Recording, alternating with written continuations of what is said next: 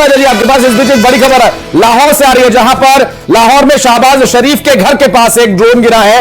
लाहौर से आ रही है एक बड़ी खबर प्रशांत, और ये बड़ी खबर ये है कि शहबाज शरीफ के घर के पास एक ड्रोन गिरा है। ड्रोन जो चाइना से मंगाए थे पाकिस्तान ने, वो ड्रोन जहां तहां गिर रहे हैं। लाहौर में भी शहबाज शरीफ के घर के पास एक ड्रोन गिरा है, और ये ड्रोन क्या पाकिस्तान का है और क्या पाकिस्तान का ड्रोन ही फेलियर के चलते गिरा है, ये भी डिटेल्स अब तक अभी सामने नहीं आई है। वो आप तक बहुत जल्द पहुंचाएंगे। शहबाज शरीफ के घर के पास ड्रोन गिरना एक बहुत बड़ी बात जी। हालांकि इसमें एक और एंगल भी है, या जो आप कह रहे हैं कि वाकई चाइना से मंगाया हुआ ये माल है, जो शहबाज शरीफ यानी पाकिस्तान के प्रधानमंत्री के घर के पास ही ये ड्रोन गिर गया है। हालांकि ये भी दावा किया था पाकिस्तान ने आज की भाई कई जो ड्रोन आए हैं, ड्रोन अटैक हुए हैं, वो भारत की तरफ से हुए हैं। शुरुआत में भारत ने इससे इनकार किया था और ये इस पर कुछ भी नहीं कहा था। हो सकता है कि क्या भारत ने अटैक कर दिया या भारत ने टारगेट कर लिया शहबाज शरीफ को। अगर ये भी है तो फिर सोचिए कि पाकिस्तान के पीएम तक सुरक्षित नहीं है। हो सकता है ड्रोन थोड़ा सा मिस हो गया हो, 19-20 हो गया हो। अगर घर पर गिरता तो क्या होता।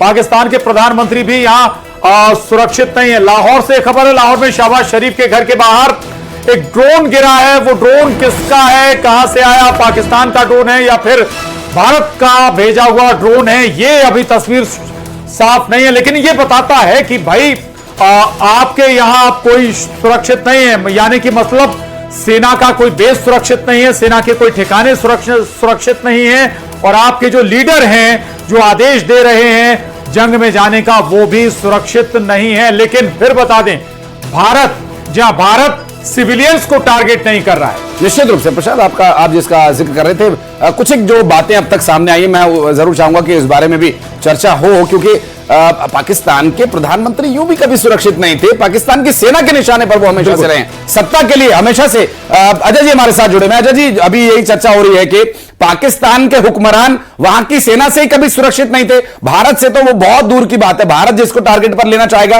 पाकिस्तान में, वो तो कभी भी ले सकता है। अजय जी, उनका तो इतिहास रहा है कि उनके जितने भी हुक्मरान रहे हैं, जितने भी प्रधानमंत्री रहे हैं, वो सब सेना के टारगेट पे रहे, और जब भी उनको हटाया गया तो सेनाध्यक्ष ही वहां का प्रधानमंत्री बना है। जी बिल्कुल अजय जी, बॉर्डर पर कहा जाता है जब जंग होती है तो जवान बीएसएफ और सेना मिलकर मोर्चा संभालते हैं। क्या वो कोऑर्डिनेशन होता है, कैसे चीजों को अंजाम दिया जाता है। और अब हालांकि शायद मैदानी जंग उस रूप में नहीं होती, अब फाइटर जेट्स के जरिए एयर या अपने क्षेत्र में रहकर आप जवाब देते हैं दुश्मन को। अब और तब में क्या डिफरेंस आप देखते हैं, कुछ रणनीति में भी बदलाव होता है?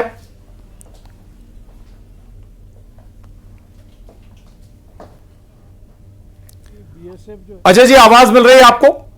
से मिल रही है। अजय जी, बॉर्डर पर बीएसएफ पहले मोर्चा पर होती,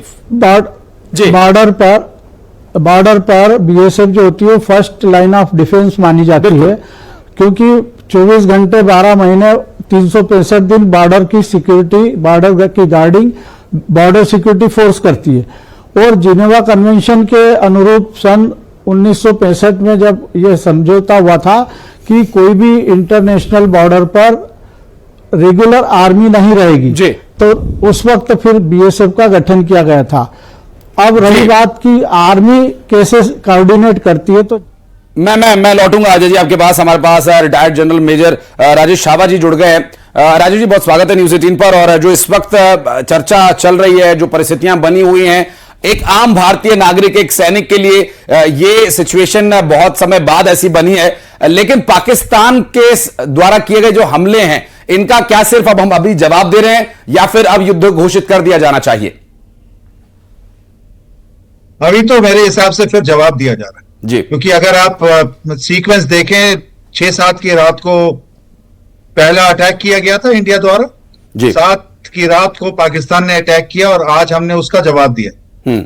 सवाल यह है कि शाम को जो जम्मू के ऊपर अटैक किया है पाकिस्तान ने, यह थोड़ा सा एस्केलेशन मैट्रिक्स से ऊपर हुआ, पर अभी तक जहां तक न्यूज से पता चल रहा है कि अभी तक इंटरनेशनल बॉर्डर क्रॉस नहीं किया गया।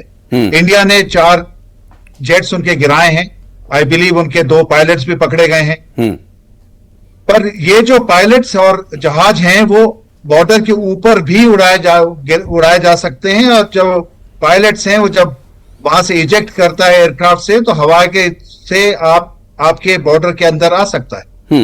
मुझे अभी तक कंफर्म न्यूज नहीं है कि हमने बॉर्डर क्रॉस किया है एयरफोर्स ने या आर्मी ने, और लड़ाई तब शुरू होगी जब बॉर्डर क्रॉस होगा। अभी भी पाकिस्तान के पास पीछे हटने का मौका है। हम उससे वार्निंग दे रहे हैं कि हमारे पास काबिलियत है, अगर आप पीछे नहीं हटे तो हमारे पास काबिलियत है कि हम आपके ऊपर फुल फ्लेज्ड वॉर करें। तो अभी तक राजेश शाबा जी हम केवल वार्निंग मोड में हैं क्या?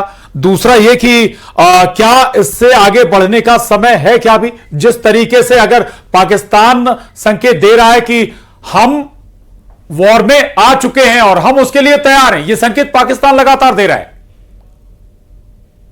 नहीं, पाकिस्तान भी अभी तक नहीं दे रहा। अगर उसने देना होता तो वो जब तक उनकी बॉर्डर में क्रॉस नहीं करती सेना या उनके एयरफोर्स बड़े क्लियरली इंटरनेशनल बॉर्डर के ऊपर क्रॉस करने के हमारे हवाई जहाज के ऊपर या हमारे हवाई ठिकानों के ऊपर हमला नहीं करते, तब तक ये act of war full fledged नहीं है।